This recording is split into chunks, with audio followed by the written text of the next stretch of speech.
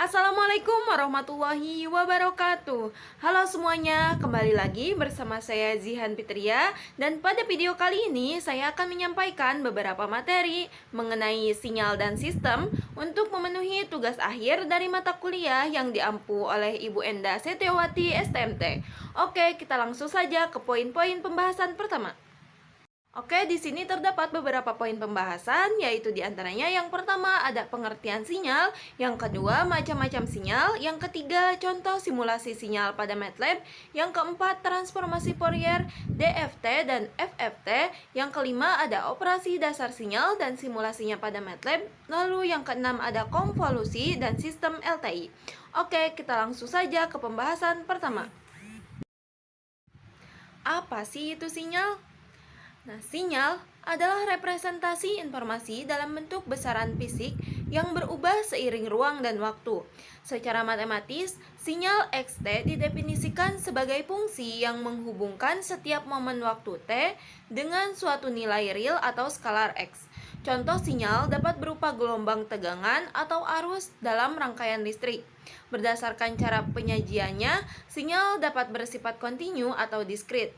Sinyal ini mengandung informasi yang dapat diproses, dianalisis, atau dimanipulasi baik dalam bentuk fisik maupun digital. Masuk ke materi selanjutnya, yaitu pengenalan sinyal diskrit dan kontinu. Berikut merupakan pengertian dari sinyal waktu kontinu dan sinyal waktu diskrit. Sinyal waktu kontinu. Sinyal waktu kontinu atau sering disebut sebagai sinyal analog adalah sinyal yang nilainya berupa bilangan real yang terdefinisi di setiap momen waktu t dalam rentang tertentu. Sinyal ini memiliki amplitudo yang berubah secara berkelanjutan tanpa adanya lompatan atau diskontinuitas. Contoh nyata sinyal waktu kontinu adalah gelombang suara, sinyal listrik analog, dan sinyal cahaya yang banyak kita temui dalam kehidupan sehari-hari. Lalu untuk sinyal waktu diskrit adalah sinyal yang hanya memiliki nilai pada momen-momen tertentu dalam waktu yang diskrit. Dalam jenis sinyal ini, waktu t digantikan oleh bilangan diskrit yang dinyatakan sebagai n, di mana n adalah bilangan bulat, integer. Sinyal ini biasanya dihasilkan melalui proses pencuplikan atau sampling dari sinyal waktu kontinu xt. Proses sampling ini sangat penting karena memungkinkan sinyal kontinu direpresentasikan dalam bentuk diskrit untuk keperluan pemrosesan digital. Jadi, dari kedua pengertian sinyal di atas dapat disimpulkan bahwa perbedaan utama antara sinyal waktu kontinu dan sinyal waktu diskrit terletak pada waktu dan cara perubahan nilai sinyal. Sinyal waktu kontinu berubah secara berkelanjutan sepanjang waktu, sedangkan sinyal waktu diskrit hanya memiliki nilai pada titik waktu tertentu setelah melalui proses sampling. Lalu selanjutnya, apa sih itu sampling? Sampling adalah proses mengubah sinyal kontinu menjadi sinyal diskrit dengan mengambil sampel nilai sinyal pada interval waktu tertentu.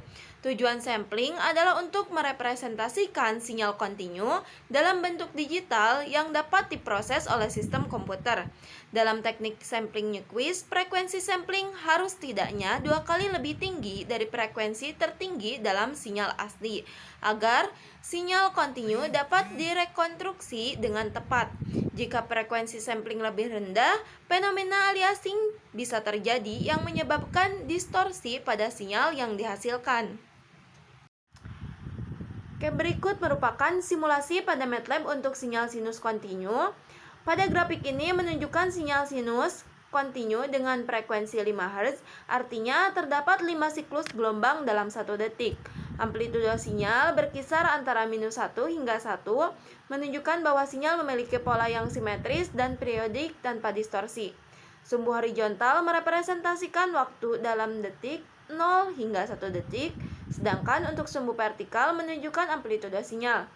Bentuk gelombang yang halus ini sering digunakan dalam analisis sistem, komunikasi, atau simulasi untuk memahami respons sistem terhadap sinyal periodik seperti gelombang sinus.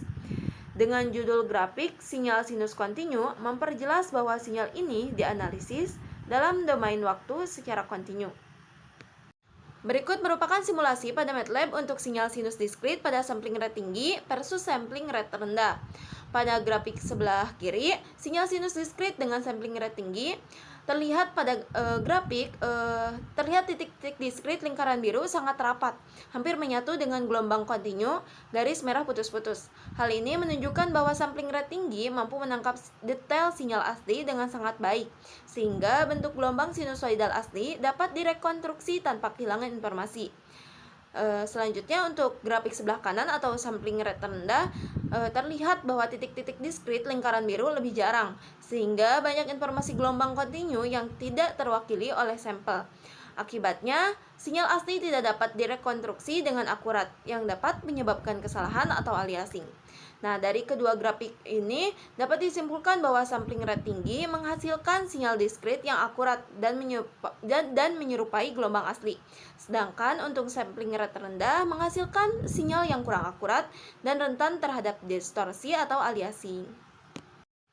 Oke, kita lanjut ke pembahasan selanjutnya mengenai transformasi Fourier. Transformasi Fourier adalah metode matematis yang mengubah sinyal dalam domain waktu menjadi domain frekuensi. Hal ini memungkinkan kita untuk menganalisis komponen frekuensi dari sinyal tersebut. Dalam bentuk matematis, transformasi Fourier kontinu (CFT) untuk sinyal xt adalah integral yang menghubungkan sinyal waktu ke spektrum frekuensi. Ini sangat penting untuk analisis sinyal di berbagai bidang seperti komunikasi dan pengolahan citra. Selanjutnya di sini ada discrete Fourier transform atau DFT. DFT adalah versi diskrit dari transformasi Fourier yang digunakan untuk menganalisis sinyal yang terdiskritisasi atau disampling. DFT mengubah sinyal diskrit Xn ke dalam domain frekuensi dengan menghitung spektrum frekuensinya. Dalam DFT, kompleksitas komputasi adalah O(n) kuadrat yang menjadi masalah jika sinyal memiliki banyak sampel. Selanjutnya di sini ada fast Fourier transform atau FFT. FFT adalah algoritma yang efisien untuk menghitung DFT dengan kompleksitas O(n) log n. Jauh lebih cepat dibandingkan dengan DFT yang memerlukan O(n) kuadrat operasi. Dikembangkan oleh Cooley dan Tukey pada tahun 1965, FFT memanfaatkan simetri dan periodisitas sinyal untuk mempercepat perhitungan.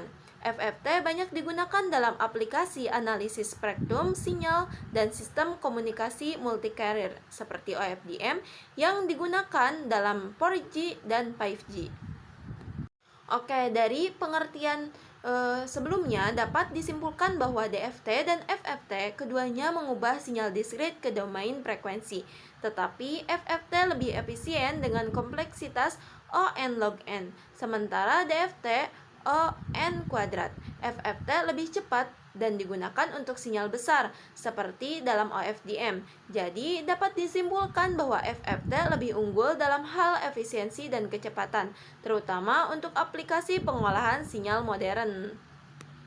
Oke, kita lanjut pada pembahasan selanjutnya mengenai operasi dasar sinyal. Pada pengolahan sinyal terdapat beberapa operasi dasar yang digunakan untuk memanipulasi sinyal baik dalam domain waktu maupun frekuensi. 5 operasi dasar sinyal yang umum digunakan diantaranya, yaitu yang pertama ada pelemahan atau atenuasi.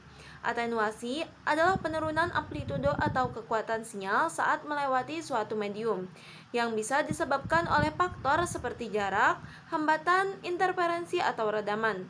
Berikut merupakan simulasi sinyal sebelum diatenuasi dan sesudah diatenuasi pada MATLAB. Nah, grafik ini menunjukkan perbedaan sinyal antara sinyal sinusoidal asli dan sinyal yang mengalami atenuasi. Sinyal pertama atau tanpa atenuasi memiliki amplitudo penuh yaitu 2 dan berisolasi pada frekuensi 10 Hz. Sementara pada sinyal kedua, amplitudo sinyal tersebut dilemahkan menjadi setengahnya yaitu 1. Akibat atenuasi. Meskipun frekuensinya tetap sama, hal ini menunjukkan bahwa atenuasi menyebabkan penurunan kekuatan atau amplitudo sinyal saat melewati medium transmisi. Oke, selanjutnya ada amplifikasi atau penguatan. Amplifikasi sinyal adalah proses untuk meningkatkan amplitudo atau kekuatan sinyal yang berguna untuk memperkuat sinyal yang lemah. Proses ini memastikan sinyal tetap jelas dan dapat diterima dengan baik meskipun mengalami peredaman atau gangguan selama transmisi. Nah, berikut merupakan simulasi pada MATLAB-nya. Grafik pertama menunjukkan sinyal awal dengan amplitudo 2 dan frekuensi 10 Hz. Sinyal ini terlihat sebagai gelombang sinusoidal yang memiliki amplitudo yang lebih rendah.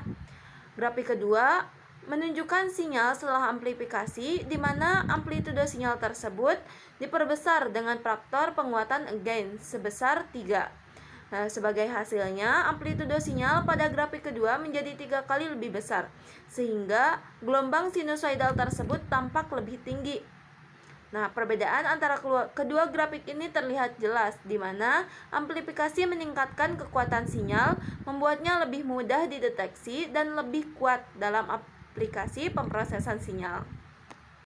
Lalu selanjutnya ada delay atau pergeseran. Pergeseran atau delay sinyal adalah proses memindahkan sinyal dalam domain waktu ke waktu yang lebih lambat tanpa mengubah bentuk atau amplitudo sinyal. Proses ini berguna untuk mengatur fase atau waktu pemrosesan sinyal yang sering digunakan dalam aplikasi seperti pengolahan sinyal atau filter. Nah, berikut merupakan simulasi pada MATLAB-nya. Grafik pertama menunjukkan sinyal awal yang merupakan gelombang sinusoidal dengan amplitudo 2 dan frekuensi 10 Hz tanpa adanya penundaan. Sinyal ini bergerak sesuai dengan waktu dari 0 hingga 1 detik. Dan pada grafik kedua menunjukkan sinyal setelah delay yang sudah diberi penundaan sebesar 0,2 detik. Penundaan ini menggeser sinyal ke kanan yang terlihat dengan adanya pergeseran fase pada sinyal tersebut. Pada grafik ini, sinyal yang awalnya berada pada posisi tertentu di waktu 0 sekarang dimulai lebih lambat, menciptakan kesan bahwa sinyal tersebut terlambat dibandingkan dengan sinyal yang awal. Oke, yang selanjutnya ada penjumlahan. Penjumlahan sinyal adalah operasi yang menggabungkan dua atau lebih sinyal menjadi satu sinyal baru dengan menjumlahkan amplitudo masing-masing sinyal pada setiap titik waktu. Operasi ini dapat digunakan untuk menggabungkan informasi dari beberapa sumber atau meningkatkan kualitas sinyal dengan mengurangi gangguan atau derau. Berikut merupakan simulasi pada MATLAB-nya. Di sini terdapat dua grafik. Nah, pada grafik pertama di sini untuk sinyal pertamanya merupakan sinyal sinusoidal dengan pola naik turun teratur, memiliki amplitudo dan fase tetap. Lalu untuk sinyal keduanya, sinyal sinusoidal identik dengan sinyal yang pertama, di mana amplitudo dan fase yang sama dengan sinyal pertama, tidak ada perbedaan waktu fase antara puncak dan lembah kedua sinyal. Lalu untuk hasil penjumlahan kedua sinyal menghasilkan gelombang sinusoidal baru dengan amplitudo 2 kali lipat dari sinyal awal. Karena kedua sinyal memiliki fase yang sama, hasilnya berupa interferensi konstruktif tanpa perubahan frekuensi atau fase. Lalu untuk grafik yang kedua ini menunjukkan penjumlahan kedua sinyal sinusoidal dengan amplitudo dan fase yang berbeda. Perbedaan fase terlihat sebagai pergeseran puncak dan lembah antara kedua sinyal pada panel atas dan tengah. Nah, pada sinyal pertama merupakan gelombang sinyal dengan amplitudo 1 dan fase awal yaitu 0 radian. Karena fase awalnya adalah 0, puncak gelombang muncul tepat di awal waktu T sama dengan 0. Untuk sinyal yang kedua merupakan gelombang sinusoidal dengan amplitudo lebih kecil yaitu 0,5 dan fase awal yaitu pi per 4 radian, sekitar 45 derajat. Hal ini menyebabkan puncak dan lembah sinyal kedua bergeser ke kanan dibandingkan sinyal pertama, menandakan adanya perbedaan fase. Pergeseran horizontal inilah yang merepresentasikan perbedaan fase. Lalu untuk hasil penjumlahan sinyal, penjumlahan kedua sinyal menghasilkan gelombang dengan pola lebih kompleks. Pada beberapa waktu, kedua sinyal saling memperkuat. menghasilkan puncak amplitudo yang lebih besar. Namun, pada waktu lain, kedua sinyal saling melemahkan, menghasilkan amplitudo yang lebih kecil. Selanjutnya adalah perkalian. Perkalian sinyal adalah operasi yang menghubungkan dua sinyal dengan cara mengkalikan nilai amplitudo mereka pada setiap titik waktu. Proses ini dapat mengubah karakteristik sinyal seperti frekuensi, fase, atau amplitudo, tergantung pada aplikasi yang digunakan. Perkalian sinyal sering digunakan dalam berbagai teknik pemrosesan sinyal seperti amplitudo dan pemfilteran, serta dalam operasi konvolusi dan domain frekuensi. Berikut merupakan simulasi pada MATLAB-nya. Oke, pada grafik yang ditampilkan terdapat 3 subplot yang menggambarkan sinyal pertama, sinyal kedua, dan hasil perkalian kedua sinyal tersebut. Pada sinyal pertama ditampilkan pada subplot paling atas dengan garis berwarna biru. Sinyal ini memiliki pola gelombang sinusoidal yang teratur dengan amplitudo tetap, yaitu sekitar 1. Seperti yang terlihat pada gelombang dari puncak dan lembah gelombang, dalam rentang waktu 1 detik, sinyal ini hanya menyelesaikan beberapa siklus, menunjukkan bahwa frekuensinya rendah. Gelombang dimulai dari titik 0 pada waktu T sama dengan 0, menandakan fase awalnya yaitu 0. Lalu untuk sinyal kedua yang ditampilkan pada subplot tengah dengan garis berwarna merah juga merupakan gelombang sinusoidal dengan amplitudo tetap yang besarnya sama seperti sinyal pertama, sekitar 1. Namun frekuensi jauh lebih tinggi dibandingkan pada sinyal pertama. Hal ini terlihat dari jumlah osilasi yang lebih banyak pada rentang waktu 1 detik. Pada awal waktu, gelombang juga dimulai dari titik 0 sehingga fase awalnya tampak sama dengan sinyal pertama. Secara visual, gelombang ini tampak lebih rapat dibandingkan gelombang pada subplot pertama. Lalu untuk hasil perkalian sinyalnya, pada subplot terakhir, grafik menunjukkan hasil perkalian sinyal pertama dan sinyal kedua digambarkan dengan garis berwarna hijau. Sinyal hasil ini memiliki pola gelombang yang amplitudonya berubah-ubah secara periodik, berbentuk amplop yang dipengaruhi oleh frekuensi sinyal pertama. Pola ini menunjukkan kombinasi dari kedua sinyal, di mana frekuensi tinggi dari sinyal kedua tampaknya termodulasi oleh frekuensi rendah dari sinyal pertama. Secara keseluruhan, hasil perkalian ini mencerminkan interaksi harmonik antara kedua sinyal sinusoidal dengan frekuensi yang berbeda. Oke, kita lanjut ke pembahasan selanjutnya mengenai konvolusi dan sistem LTI. Konvolusi adalah operasi matematika untuk menggabungkan dua sinyal menjadi sinyal baru. Dalam konteks sistem LTI, linear time invariant, konvolusi digunakan untuk menghitung respon keluaran sistem terhadap sinyal masukan. Rumus konvolusi untuk sinyal diskrit adalah YN sama dengan XN dikali HN, di mana XN adalah sinyal masukan, HN adalah respon impuls sistem, dan YN ini melibatkan penjumlahan bobot dari sinyal masukan yang dikombinasikan dengan respon impuls sistem. Konvolusi digunakan untuk memahami bagaimana suatu sistem LTI merespon terhadap perubahan sinyal masukan.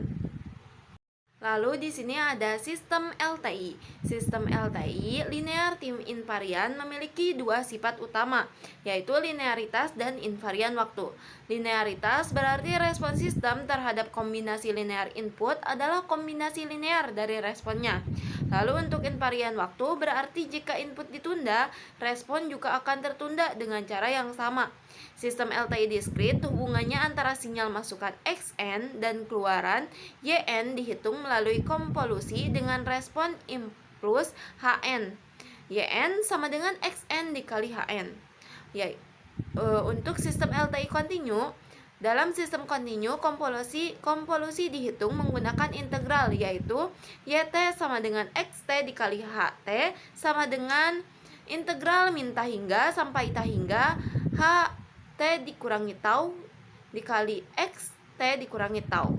Konvolusi digunakan untuk menentukan respon keluaran sistem LTI berdasarkan sinyal masukan dan respon impulsnya. Mungkin itu saja yang dapat saya sampaikan pada video kali ini. Mohon maaf jika masih banyak kekurangan dan jika masih terdapat kesalahan. Wassalamualaikum warahmatullahi wabarakatuh.